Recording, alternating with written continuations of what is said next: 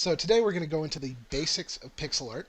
I'm going to talk about how you can improve as quickly as possible. I'm going to talk about how you can use your existing skill set to make art for games that is as good as possible. Um, I'm going to go over a couple of different art styles that you can start using right now and start practicing on, and I will show you some basic pixel art and how to work with references.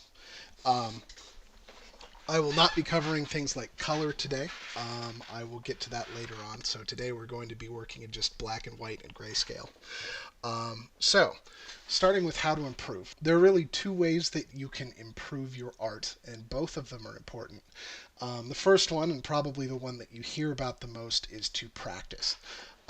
Practicing is, as we know, really important, but that being said, we don't all have 10,000 hours, and sometimes we need to be able to produce art for our games right now. Um, Practicing is not actually the be all end all of getting better at art. There's also another very important thing that you need to do, and that is learn. As a beginning artist, you may find that you improve more by learning and educating yourself than just by practicing. Practicing is very important, particularly as you sort of hit an intermediate or advanced level where you've already gotten a basic understanding of most of the principles of art. But if you start practicing too early and doing the wrong thing over and over again, you're not really going to get any better. In fact, you could yourself worse, or at least make it more difficult for you to improve. So the key here is learn and understand before you practice. Learn what you're going to practice and then work on it. Another thing I want to talk about is knowing your limits as a pixel artist, and frankly, as an artist in general. Um, there are two advantages to this. One, if you are trying to create art for production game, knowing your limits allows you to stay inside your limits, and that allows you to avoid obvious mistakes. So you can stick with a more simple style that you already have gotten to a point where you've relatively mastered it. The other benefit to knowing your limits is when you know your limits, you also know what you need to work on. This will give you something to focus on when you practice your art. So the next thing I want to talk about is observation. There are two big things that you want to observe out in the real world. One of them is to observe other pixel art. If you see pixel art that you like, don't just say, well, I like that, and then move on. Take a close look at it, zoom in on it, figure out what it is about that pixel art that pleases you. What do you like?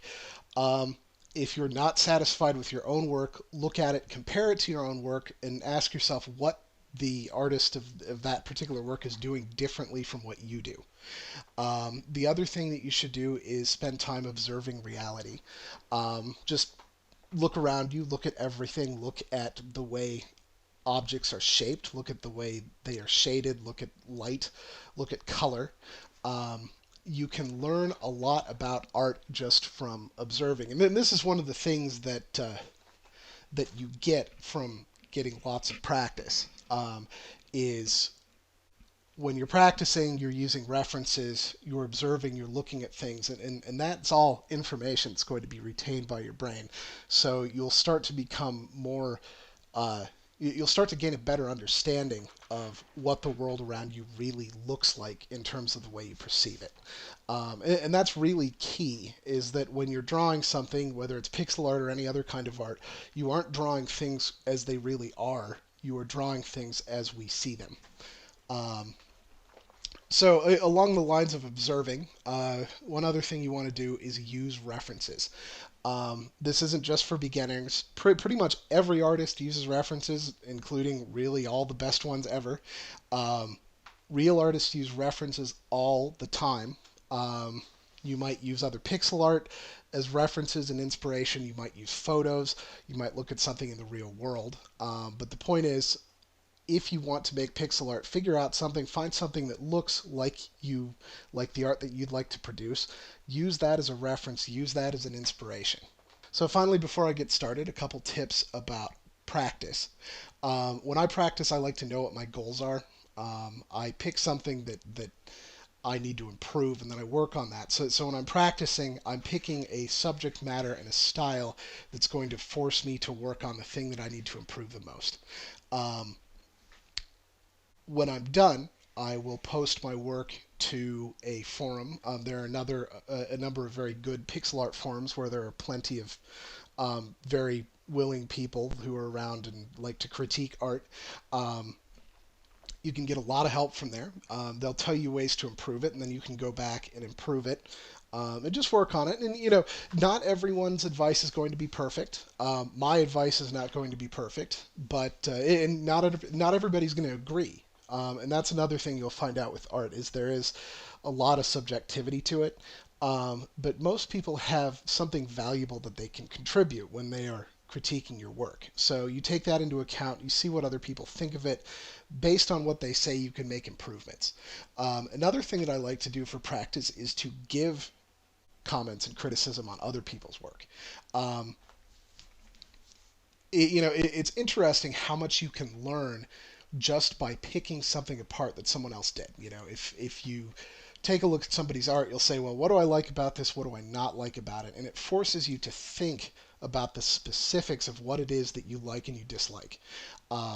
So it allows you to find flaws, it allows you to find issues, it allows you to find good things, which you can then look at and then take back and apply to your own work. Sometimes you will think of things that you never really thought of when you were working on your own work if you're actually looking at somebody else's art. Not having that bias of looking at your own work is very useful for learning new skills. And just honing your eye, honing your sense of style. So let's say instead of practicing, I want to make art for a game. There are a couple different things I do here. Rather than trying to push my limits, I try to stick within them. There are all sorts of different kinds of pixel art. Retro is in now, so there's plenty of low-spec pixel art out there in games. And that is a style that's fairly easy for someone to imitate. Even if you don't have a particularly high skill level, it's fairly easy to make low spec pixel art, particularly of the Atari variety. So as your art improves, you can aim for larger palettes, higher resolution, etc. So we'll take a look right here. This is an image of Mario drawn in the Atari style. As you can see, it's very, very simplistic. Now we'll take a look at a Nintendo screenshot of Mario.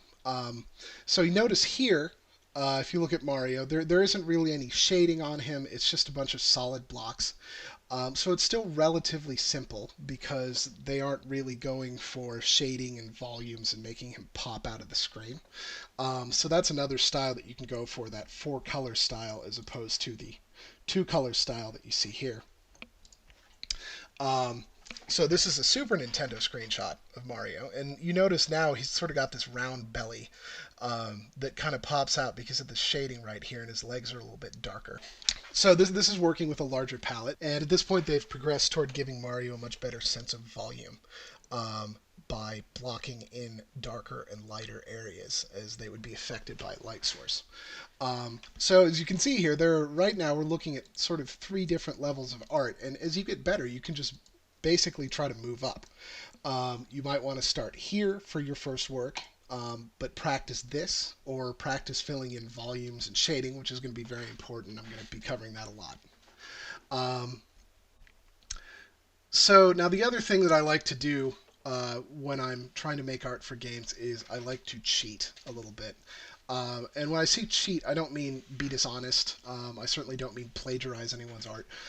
What I mean is I use all of the tools that are available to me to make the best art I possibly can. I'm trying to make it look as good as possible. And that means not necessarily being pure in terms of what it is I'm doing artistically. Say, if I were to cheat in making pixel art, I might go and download a public domain picture, pixelize it, and then in a layer up above it, I might trace it. And while this isn't really going to help me get a whole lot better at making art, what it will do is make art that looks better than really my skill level will allow. So that is one way you might cheat. There are other ways too. You can use other tools in your painting program that aren't necessarily pixel art tools, like the warp tool, to get proportions right and that kind of thing. There's all kinds of ways. If you think it's something and you're like, wow, this would make things a lot easier if I could do this. If you're not practicing, if you're trying to make art for a game, then go ahead and do it. Cheat as much as you can. Don't limit yourself when you're trying to make art for games. So finally, I'm going to do a couple short drawings just to show you how you might get started with pixel art. I'm going to start off with a just a black and white sort of very low spec style drawing. So I'm going to be doing a drawing of this vase that I rendered in Blender. I will leave a download link of this so other people can grab it if they want to follow along, although I would recommend just finding your own source image, make your own source image if you want. There's no need to follow along exactly. That's not the point of these tutorials. The idea is to get better in a general sense, which means I'm not here to teach you how to draw this vase. What I want to do is show you the general principles about uh, how to make better pixel art. So starting off with a very, very low spec version of this, I'm going to do just a black and white two-color version of it. So I'm going to draw the vase as a black outline on a 32 by 32 pixel grid, and then I will just fill it in with white. And this is one style that you can use if you're just a beginner, and it works very well.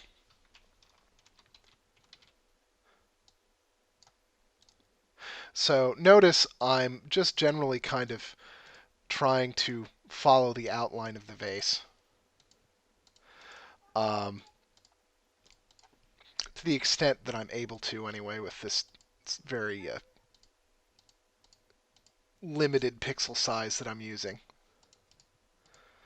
And what I'm going to do once I get down to the bottom here is I'm just going to take this half and I'm going to copy it and create a mirror image because this is a symmetrical thing. So copy, then edit, paste, and then I'm going to do, let's see, mirror layer horizontally, and then I will take the move tool and I'm just going to move it over. Theoretically, if this works, I maybe deselect the current box I've got. Take the move tool, there we go, and then move it over by one, and then I will fill in this one last empty pixel with the brush. There we go. Okay. So now I've got something generally shaped like the vase over on the right. So I'm just going to take white and I'm going to select it, pick the fill tool. One thing that has sort of gotten on my nerves about Krita is this threshold for some reason is set to 80 by default, which almost always just fills the entire screen. So you need to set it down to 1, otherwise you will find that it doesn't actually do anything. Before I do that, I need to merge these layers down, merge with layer below, so that way I've got this single thing right here. So now I'm just going to fill it, and there we go. That is our vase in very, very low spec style. It looks generally vase-like, so I think I'm going to go back. I don't quite like the shape of it, and this is something you'd always do, is just kind of go in and adjust things. So I'm going to go here. I'm going to widen this whole mouth just by 1 pixel. And then take white and get rid of those extra pixels there.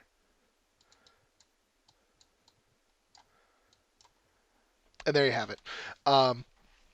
So notice really all I had to do here was follow the general shape, and now I've got something vaguely vase-like that would fit into a low-spec game. It's not particularly pretty, but on the other hand, if you keep your style consistent, it doesn't really matter. Your game will look better than if you, say, do a harder style, but don't do it very well. If you stick to something simple, stay consistent, you can produce work that is usable in a game. even with a low skill level. So notice that was very, very fast to do, and that's the other nice thing about low spec pixel art is it takes very little time. So next I'll be going over how to block this out with light and shadow and use a set of 4 shades of gray to give this vase a much more solid appearance.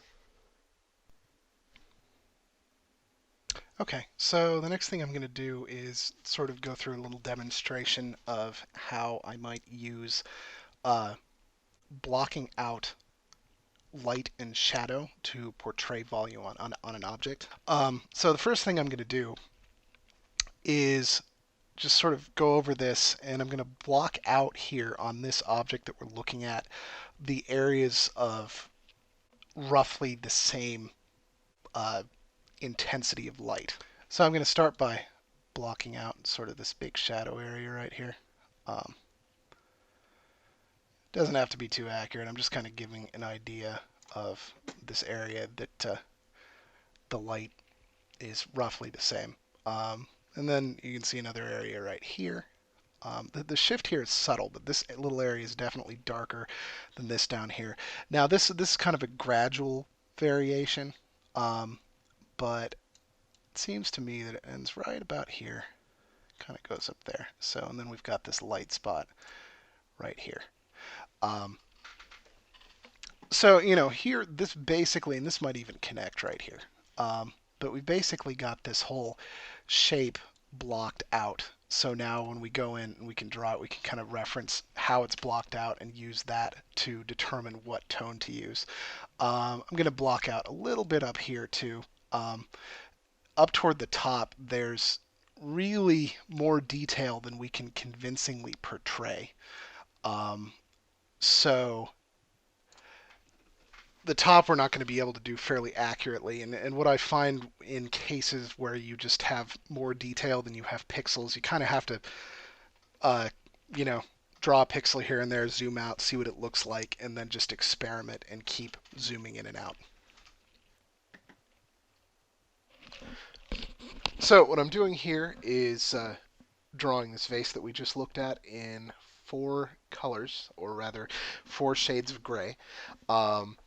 I'm not going to get into colors just yet because that's sort of a subject for a later video.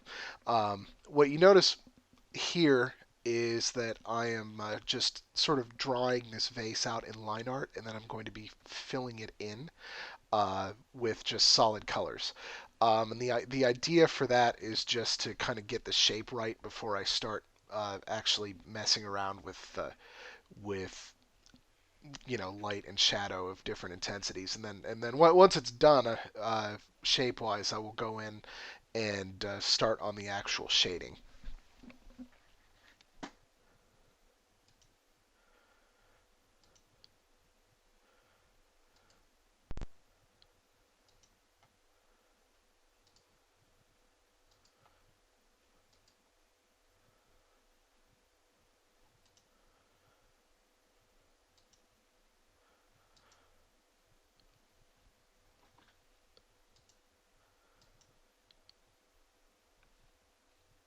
Okay, so now what you can see is that I am starting to fill in some of the midtones here.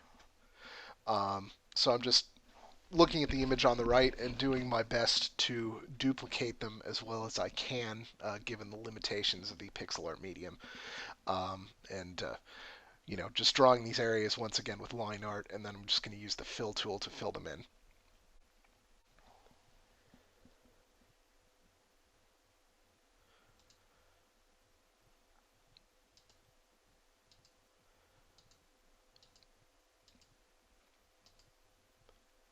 So notice now I'm doing the same thing with this highlight.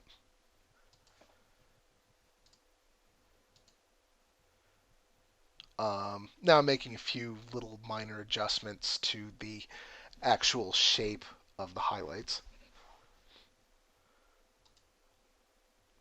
Okay, so up on top, uh, as you can see, there's really not much in the way of room for detail here, so I'm kind of doing my best to portray the fact that it has an open top with the very, very limited number of pixels that I have available.